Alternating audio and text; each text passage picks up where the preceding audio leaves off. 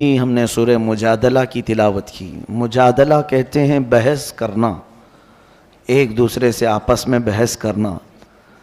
در حقیقت یہ ایک صحابیہ تھیں جن کے گھر میں کچھ معاملات ہوئے تھے۔ مطلب یہ تھا کہ ان کے شوہر نے ان کو یوں کہہ دیا تھا کہ تو میرے لیے میری ماں کی طرح ہے۔ اس کو زہار کہتے ہیں۔ ایک ہوتی ہے طلاق اور ایک ہے زہار۔ زہار اور طلاق دیکھنے میں سیم ہیں لیکن دونوں کے احکام الگ ہیں۔ میں اکثر یہ کہا کرتا ہوں کہ نوجوان نسل کو بھی یا جو شادی شدہ ہیں ان کو طلاق کے مسائل بھی سیکھ لینا چاہیے، اس لیے کہ ہم داخل ہونے کے راستے تو جان لیے لیکن خارج کس سے ہوتا ہے یہ بھی معلوم ہونا چاہیے۔ مثال کے طور پر کسی جگہ آپ انٹر ہو رہے ہیں تو آپ کو یہ بھی معلوم ہونا چاہیے کہ ایگزٹ کہاں سے ہے۔ اسی طرح شادی کے ذریعے سے آپ ایک نئی زندگی میں داخل تو ہو جاتے ہیں، شادی کے مسائل سب سیکھ لیتے ہیں، اور اس میں بھی بہت سارے لوگ نہیں سیکھتے شرعی طریقہ کیا ہے۔ لیکن میں سمجھتا ہوں کن چیزوں سے ٹوٹ جاتی ہے شادی یا نکاح، یہ امپورٹنٹ ہے سیکھنا، تاکہ غلطی سے اس دروازے پر نہ جاؤ۔ بہت سارے لوگ طلاق پوری ہو جاتی ہے تب مسئلہ پوچھنے آتے ہیں۔ اس ڈاکٹر کے پاس علاج کرانے کے لیے اپنے بچے کو لے جا رہے ہیں جو بچہ گھر میں مر گیا ہو، وہ کیا علاج کرے؟ علاج ہوگا؟ ابھی سانسیں باقی ہیں اور بیمار ہے، تب آپ ہاسپٹل لے جائیں تو پتہ چلتا ہے کہ کچھ علاج ممکن ہے، لیکن یہاں پر گھر میں پوری طلاقیں دے چکے ہوتے ہیں تب پھر مسئلہ پوچھنے آتے ہیں۔ مسئلہ تو آپ کو خود معلوم ہونا چاہیے کہ جب کوئی مرد اپنی عورت کو 3 مرتبہ طلاق کہہ دے تو اس کے لیے وہ حرام ہو جاتی ہے۔ طلاق مغلظہ اس کو کہتے ہیں اور یہ قرآن سے ثابت ہے، وہ اس کے لیے حرام ہو جاتی ہے، اجنبی عورت کی طرح ہو گئی، اس سے فوراً وہ الگ ہو جائے۔ اب وہ اس کے لیے حلال اس وقت تک نہیں ہوگی جب تک وہ عدت گزارے، پھر کسی اور سے نکاح کر لے۔ اب وہ دوسرا مرد اپنے اختیار سے جب چاہے اسے چھوڑے، پھر اس کی عدت گزارنے کے بعد پھر یہ پہلے شوہر کے لیے حلال ہو سکتی ہے۔ یہ طلاق کا پروسیس جو 3 طلاق ہو جائے۔ ہاں ایک بار اگر کسی نے کہا طلاق یا 2 مرتبہ کہا تو ابھی اسے بچایا جا سکتا ہے، یہ طلاق رجعی اس کو کہتے ہیں۔ اس میں رجوع کر سکتا ہے، واپس لے سکتا ہے، یعنی پھر اس کو دوسرے کسی کے نکاح میں دینے کی ضرورت نہیں، بلکہ خود ہی اس کا ہاتھ پکڑ لے اور کہہ دے کہ میں تجھے واپس کر لیا، تو یہ 1 طلاق یا 2 طلاق میں وہ واپس ہو جائے گی۔ اس کو طلاق رجعی کہتے ہیں۔ بتانے کا مطلب یہ ہے کہ یہ مسائل ہر مسلمان کو معلوم ہونا چاہیے۔ کچھ لوگ یہ کہتے ہیں غصے میں نے بول دیا اسے، تو میاں پیار میں کون بولتا ہے طلاق؟ غصہ آتا ہے تبھی تو یہ ساری چیزیں ہوتی ہیں، غصے پر کنٹرول ہونا چاہیے۔ غصے ہی کی حالت میں اکثر لوگ کہہ جاتے ہیں اور اسی وقت جو کہی جاتی ہے وہ واقع ہو جاتی ہے، غصے میں آدمی بے قابو ہوتا ہے۔ تو یہاں پر بہت سارے لوگ یہی عذر لے کر کے آتے ہیں، غصے میں بولا ہوں یا ہوش میں نہیں تھا بول دیا ہوں۔ میرے عزیزو، یہ سارے بہانے شریعت نے نہیں قبول کیے، حتیٰ کہ ایسے نشے کے حالت میں بولا کہ آسمان و زمین کو بھی نہیں پہچان پاتا، اس وقت بھی بولا تو بھی واقع ہو جائے گی۔ اس حالت میں بھی اگر کہا ہو تو واقع ہو جائے گی۔ میرے کہنے کا مطلب یہ ہے کہ ان تمام مسائل کو سیکھ لینا چاہیے۔ یہ ہوئی طلاق۔ ایک ہے زہار، جو عورتیں تم پر حرام ہیں، مثال کے طور پر تمہاری ماں، بہن، بیٹی، یہ آپ کے اوپر حرام ہے نا، پھوپھی، خالہ، یہ آپ کے لیے ابدی حرام ہے، ہمیشہ کے لیے حرام ہے، ان سے نکاح نہیں کر سکتے تم۔ ماں سے کوئی نکاح نہیں کر سکتا، بیٹی سے، سگی بہن سے، یا پھر اپنی پھوپھی سے یا خالہ سے، کبھی بھی وہ زندگی بھر نکاح نہیں کر سکتا۔ ان کو محرمات ابدیہ کہتے ہیں، یعنی ہمیشہ کے لیے یہ عورتیں تم پر حرام ہیں، نکاح کے لیے حرام ہیں۔ اب ان عورتوں کے ذریعے سے آپ نے اپنی بیوی کو مشابہت دے دی، ان کی طرح کہہ دیا، اپنی بیوی کو کہا کہ تو میری پھوپھی کی طرح ہے، تو میری خالہ کی طرح ہے میرے لیے، یا میری بہن کی طرح ہے، یا پھر ایک عضو کو بھی کہہ دیا کہ تیرا پیٹ یا تیری پیٹھ یا کوئی حصہ میری ماں کی طرح ہے تو اس کو کہتے ہیں زہار. وہ عورت تم پر حرام ہو گئی, طلاق نہیں ہوئی لیکن وہ حرام ہو گئی, اب تم اسے چھو نہیں سکو گے. یہ زہار ہے. اس کے مسائل ابھی آئے نہیں تھے. ایک صحابیہ کے ساتھ ایسا ہوا, عمر دراز خاتون تھی, ان کے شوہر بھی صحابی رسول ہیں, دونوں میں کچھ تکرار ہوئی گھر میں, تو شوہر نے کہہ دیا کہ تو میرے لیے ماں کی طرح ہے. تو وہ روتے ہوئے باہر نکلی اور آئیں حضور صلی اللہ علیہ وسلم کے پاس کہ آقا اس مسئلے کو بتائیں, اتنی عمر ہو گئی, بڑھاپا آ گیا, اب جا کر میرے شوہر نے مجھے ایسا کہہ دیا, کیا کروں؟ نبی کونین صلی اللہ علیہ وسلم نے کچھ نہیں بتایا, خاموش رہے, کیونکہ ابھی مسائل آئے نہیں تھے, ابھی کوئی حکم اس مسئلے کے بارے میں آیا نہیں تھا. تو وہ باہر نکلی اور زور زور سے بحث کرنے لگیں اپنے شوہر سے یا کچھ, کہ میرا مسئلہ معلوم ہو جائے, کیا کروں, میں گھر میں رہوں یا باہر جاؤں. وہ چلا رہی تھی. تب اللہ تبارک و تعالیٰ نے جبرائیل امین کے ذریعے آیت نازل فرمائے, قد سمع اللہ قول التی تجادلک فی زوجہا وتشتکی الی اللہ. اللہ نے اس عورت کی بات سن لی جو اپنے شوہر کے بارے میں آپ سے بحث کر رہی ہے اور اللہ کی بارگاہ میں شکایت کر رہی ہے کہ میرا مسئلہ واضح کیا جائے. واللہ یسمع تحاورکما ان اللہ سمیع بصیر. اللہ نے آپ دونوں کی گفتگو کو سن لیا ہے اور اللہ سمیع و بصیر ہے, سنتا بھی ہے, دیکھتا بھی ہے. اب آگے مسائل اللہ نے نازل فرمائے.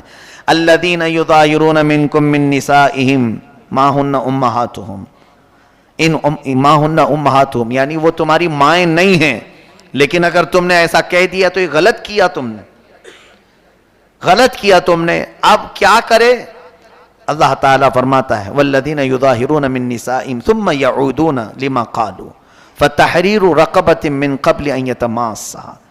ایک غلام کو آزاد کرنا ہوگا جس نے بھی ایسا کہا ہے. غلامی کا زمانہ تو اب ہے نہیں, پہلے غلام ہوتے تھے, ایک غلام آزاد کرو, اب یہ پھر تمہارے لیے حلال ہو جائے گی. نہیں ہے اگر, آگے سنی آیت اور بھی اللہ فرماتا ہے فَمَن لَّمْ يَجِدْ فَصِيَامُ شَهْرَيْنِ مُتَتَابِعَيْنِ مِن قَبْلِ أَن يَتَمَاسَّا. جس کے پاس غلام نہیں ہے تو پھر وہ کنٹینیو 2 مہینے روزے رکھے, تب جا کے وہ تمہیں حلال ہوگی. 2 مہینے مسلسل روزے رکھے, ایک بھی اگر بیچ میں چھوٹ گیا تو پھر اثر 9 رکھے. 60 روزے رکھنا ہوگا. شہرین متتابعین, اللہ نے فرمایا 2 کنٹینیو روزوں, 2 مہینوں کو روزے کی حالت میں گزارنا ہوگا, لیکن اتنے دنوں تک عورت کو چھو نہیں سکتے, وہ تمہارے لیے حرام ہے. اب یہ بھی اگر کوئی نہیں کر سکا 2 مہینے کے روزے, آگے رب تعالیٰ فرماتا ہے فَمَن لَّمْ يَسْتَطِعْ فَإِطْعَامُ 60 مسکینا. تو 2 مہینے کے روزے نہیں رکھ سکتا تو 60 مسکینوں کو کھانا کھلائے. وہ ایک ٹائم پہ کھلائے یا ایک مسکین کو 60 دن کھلائے, دونوں صورتیں ہیں. اب یہ 60 مسکینوں کو کھانا کھلانے کے بعد پھر تمہاری بیوی تمہارے لیے حلال ہوگی. طلاق کا پروسیجر الگ ہے اور اس کا الگ ہے. یہ زہار کہتے ہیں. یہ زہار کے مسائل شروع پارے میں ہی بیان ہوئے, لیکن خبردار اے میرے عزیزو, کچھ لوگ یہ زہار کو یا طلاق کو گالی سمجھتے ہیں. گالی دینا یعنی عورت کو کیوں بھائی طلاق کیوں کہا, گالی دینے کے لیے کہہ دیا. یہ گالی نہیں, گولی ہے, نکل جاتی ہے. گالی اس طرح سے نہیں ہوتی, اور در حقیقت اسلام میں گالی حرام ہے. ہاں, ڈانٹنے کی نیت سے تم کچھ اور الفاظ استعمال کر سکتے ہیں, اس کو کسی بھی طرح سے آپ ڈانٹ سکتے ہوں تو دوسرے الفاظ میں ڈانٹیں, لیکن یہ الفاظ طلاق کے یا زہار کے ہرگز نہ بولیں. کبھی بھی اپنی عورتوں کو کسی نے اگر یہ الفاظ استعمال کر لیے کہ تو میرے لیے میری ماں کی طرح ہے, میری بہن کی طرح ہے, میری بیٹی کی طرح ہے, تو میرے لیے میری پھوپھی کی طرح ہے, میری خالہ کی طرح ہے, تو یہ الفاظ جو ہیں زہار کے ہیں, عورت اس پر حرام ہو جاتی ہے. پھر اگر حلال کرنا ہے واپس اپنی عورت کو تو کنٹینیو 2 مہینے کے روزے رکھے یا تو پھر 60 مسکینوں کو کھانا کھلائے, تب وہ عورت حلال ہوگی. تو اس سے اندازہ کیجئے کہ ہمارے یہ خانگی جو مسائل ہیں، ازدواجی زندگی کے جو مسائل ہیں، یہ سیکھنا کتنا ضروری ہے. کیا ان مسائل سے سارے لوگ واقف ہیں؟ کیا یہ سارے لوگ جانتے ہیں زہار کیا ہوتا ہے؟ کیوں نہیں سیکھے؟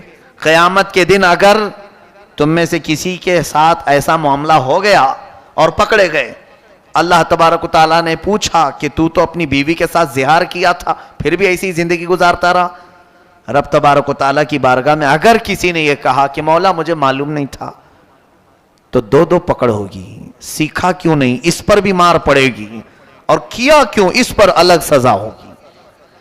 جو انجانے میں گناہ کرتا ہے اس کی 2 سزا ہیں، اور ایک نہ سیکھنے کا، کیونکہ اللہ نے فرمایا کہ تمہارے لیے کیا نبی کا حکم نہیں آیا تھا، طلب العلم فریضۃ علی کل مسلم و مسلمہ، ہر مسلمان مرد اور عورت پر اتنا علم سیکھنا فرض ہے جس سے وہ اسلامی زندگی گزار سکے. یہ علم تو ہر ایک مسلمان پر فرض تھا، تم نے نہیں سیکھا، یہ غلطی تمہاری ہے. تو دو سزائیں ہیں وہاں پر، ایک نہ جاننے کی سزا اور ایک گناہ کرنے کی سزا. اسی لیے میرے عزیزوں ان مسائل کو باریکی کے ساتھ یاد کر لو. آج لوگ بڑے بڑے ڈسکشن میں رہتے ہیں، انٹرنیٹ پر مناظرے کرتے رہتے ہیں، اور وہ بھی جس سے ان کا حاصل ہی نہیں، کچھ ضرورت نہیں ہے، ایسی چیزیں پوچھتے رہتے ہیں، تاریخ کی باتیں. حضرت موسیٰ علیہ السلام ناشتے میں کیا کھاتے تھے، ہاں حضرت عیسیٰ علیہ السلام کا گھر کیسا تھا، حضرت ابراہیم علیہ السلام کس وطن میں رہتے تھے، یہ تاریخی انفارمیشن ہے. تم یہ پوچھو کہ کون سی چیز میرے لیے حلال ہے اور کون سی چیز میرے لیے حرام ہے. کمائی کے معاملات میں، کھانے پینے کے معاملات میں، گھریلو زندگی کے معاملات میں، نماز کے مسائل، وضو کے مسائل، یہ تمام چیزیں چھوڑ دیا، اور پھر انٹرنیٹ میں لا یعنی چیزیں جس سے اس کا یعنی عملی زندگی میں کوئی تعلق نہیں ہے، ایسے مسائل میں یہ پڑ گئے.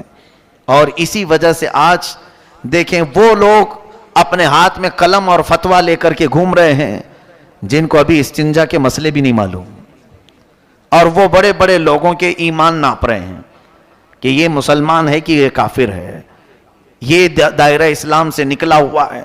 خود کو یہ نہیں معلوم کہ ابھی میں اسلام پر پورا قائم ہوا کہ نہیں ہوا. میرے عزیزوں آج کے دور میں جتنی چیزیں آپ کو سیکھنا ضروری ہے ان تمام چیزوں کی طرف دوڑو. زندگی بہت تیزی سے نکلتی جا رہی ہے. جو ضروری مسائل ہیں ان سب کو کسی نہ کسی ذریعے سے سیکھو. علمی محفلوں میں بیٹھو یا علماء کی صحبت اختیار کرو. کیا علماء صرف تعویذ گنڈے کے لیے ہی ہیں؟